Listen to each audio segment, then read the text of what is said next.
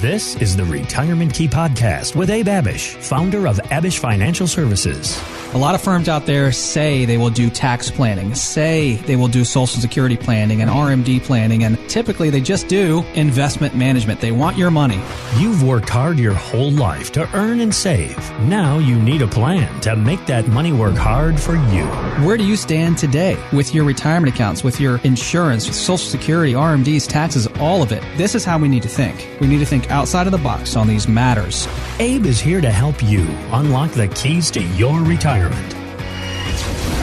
Is everybody bundled up and staying warm? I wasn't prepared for the heat to get shut off the way that it did outside. It feels... It is getting cool. It is getting cool, and I'll say that. It is officially November when it gets down into the 20s at night. So, but you know what? I love the four seasons here in the D.C. metro area. I just love the change of seasons, and if you don't like them, then you probably wouldn't live here, you know? Right. But I like them, and I look forward to it, and the winters are a little long, I will say that. I'd like for spring to get here sooner, but we're really just starting winter, so right, I know, right? Let's see how winter works this year. Yet. It's going to be long winters. Exactly. We still got a lot left to do. Even just before the end of the year, Abe, there is plenty that we need to cover in these conversations that you're having in your office, helping folks figure out end of year stuff, but also starting to put folks, if you can believe it or not, on the January calendar as far as 2023 preparations go. I know is also happening for you guys there. It is. We already have people booked all the way out into January and February for a lot of reasons. So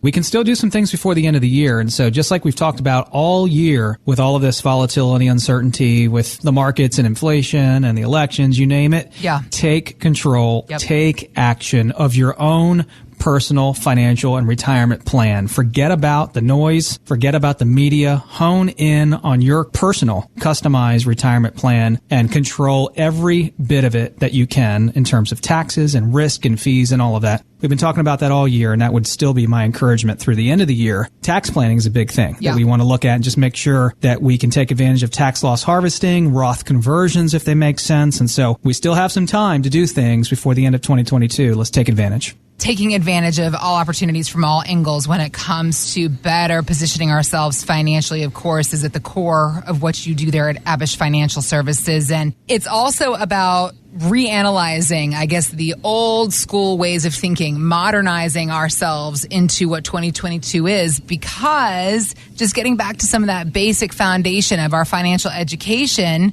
the idea of how we save has changed so much in the past, not just few years, but couple of decades. And thinking about that 60-40 model, one of the things that we continue to see on financial websites is that the 60-40 is dead. And what they're talking about is this notion that the standard advice of 60% of your portfolio should be in stocks, while the other 40% should be in bonds. They're saying it's outdated because bonds pay so little these days. However, Morningstar's Christine Benz was saying you need to do whatever works best for you. No single asset allocation fits all people. If you're a retiree getting close to needing your money, I think you want to make sure that you have ample bond holdings in your portfolio, because we could have further equity market volatility. And the last thing you want to be doing is drawing upon a portfolio that's simultaneously declining. So really use your own situation to position your portfolio.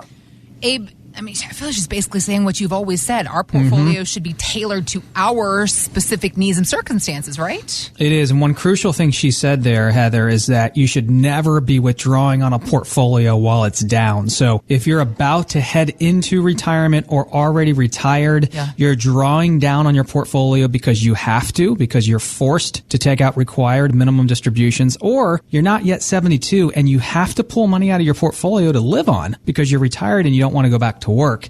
That can be terminal. That can crush a portfolio. So before this happens, we have to take control and take action and get a plan in place. And there's so much that we can't control, but the way you're allocated certainly is something that we can control in our retirement plan. And the traditional way, Heather, to put together a retirement plan portfolio was that typical 60-40 stock bond mix, or maybe you could take on a little more risk. Maybe you're 70-30, 70% stocks and equities, 30% fixed income and bonds, because we all know you shouldn't have all your eggs in one basket. And the thinking was when stocks were down and volatile, bonds would be there to soften the blow, not lose as much or not lose anything at all. But what a lot of people don't realize or didn't realize until this year, when they're seeing their bond funds down almost as much as their stocks, are thinking, why the heck are they down as well as my stocks are? Well, it's because they have an inverse seesaw relationship with interest rates. And 2 years ago during COVID, when interest rates fell to almost zero, we saw a pop, an increase, a spike in bond values, an appreciation of bond values. And now we're seeing the opposite. As interest rates rise and continue to rise, bond values will likely continue to fall. So if you just looked up BND,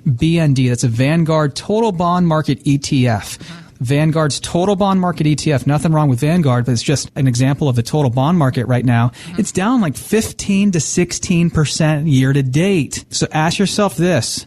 Is that where you want 30 to 40% of your portfolio? I thought 30 to 40% of your portfolio should be quote unquote safe. Yeah. Right there to soften the blow when stocks are down. That has not happened this year.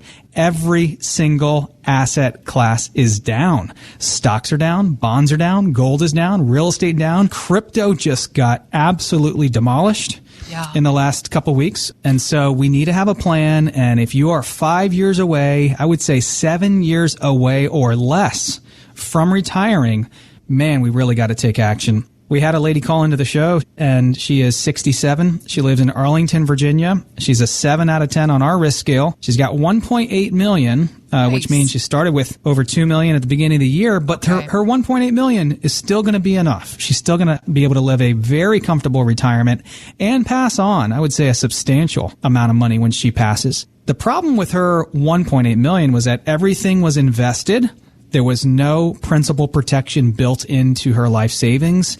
She was down about 15 to 20% when she came to see us. What was the solution for her? We made her an Abish Financial 70-30. And what that means is a 70-30 with us as you transition into phase 2 is 30% of your life savings having principal protection, having true safety where you can't lose money in the stock market. Principal protected instruments that are out of the market can act as a great and very good bond alternative right now. So back to that Vanguard fund I was picking on a few minutes ago, that BND fund, not only is it down 15 to 16% year to date, and eventually it'll turn around, but since inception, the last 15 years, it came out in 2007, the average annual yield on that fund is less than 3%. So it's barely kept up with normal inflation, let alone 8 to 9% inflation. Right. So we said, you know what, look, you're still in good shape. You've got $1.8 million, more than enough to live a comfortable retirement. Let's truly protect